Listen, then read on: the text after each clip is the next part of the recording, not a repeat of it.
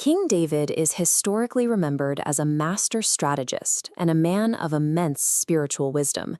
Yet, he managed to miss a massive, devastating threat brewing right under his own roof. This family tree maps out a complicated royal household. Amnon, David's oldest son, developed a sickening, forbidden obsession with his half-sister, Tamar. Amnon was literally making himself physically sick over his inability to possess her. His fixation was intense and unchecked.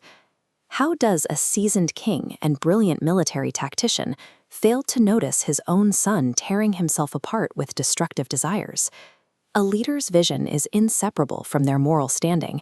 When past failures go unaddressed, they trigger a spiritual blindness, a condition where internal compromise effectively erodes the capacity to recognize incoming threats.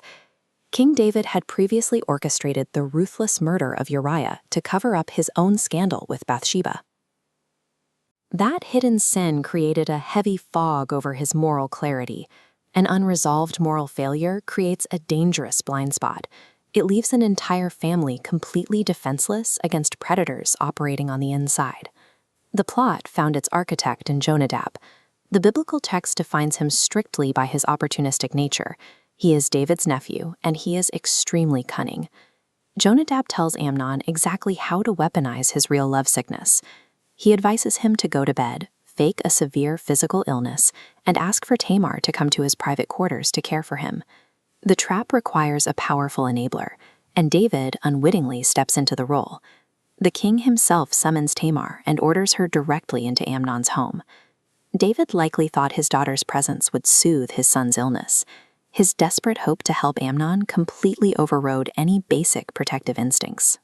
When authority figures lose their spiritual discernment, their natural compassion can be easily exploited by malicious actors to facilitate tragedy. Tamar was a virtuous young woman of marriageable age. The text makes it clear she knew the boundaries of Israelite law and tried to reason with her half-brother. But because of the king's own decree, she was completely isolated in Amnon's house. Amnon ignored her pleas and forced himself on her. In the aftermath, Tamar expressed her absolute devastation according to custom. She tore her woven royal robe and poured heavy gray ashes over her head. Her full brother, Absalom, found her in the street. Without needing a lengthy investigation, he instinctively deduced exactly who had done this to her. Absalom knew instantly, proving that Amnon's dark, aggressive desires were obvious to anyone who actually had clear eyes to see them. A leader's willful ignorance forces the innocent to bear their trauma completely alone. It turns victims into outcasts and creates a breeding ground for vigilante vengeance. For 2 full years, Absalom let his silent rage simmer. He plotted his revenge, while David, paralyzed by his own compromises, did absolutely nothing. Then the tension broke. Absalom arranged a feast, waited until Amnon was vulnerable, and had him executed for the assault on Tamar. Knowing the penalty for shedding blood, Absalom fled the kingdom entirely. He vanished into the desolate region of Geshur, living in exile for 3 agonizing years. This massive collapse of the royal family was not random. It tracks backward directly to the prophet Nathan's severe warning to David in 2 Samuel chapter 12. This timeline illustrates the devastating trajectory.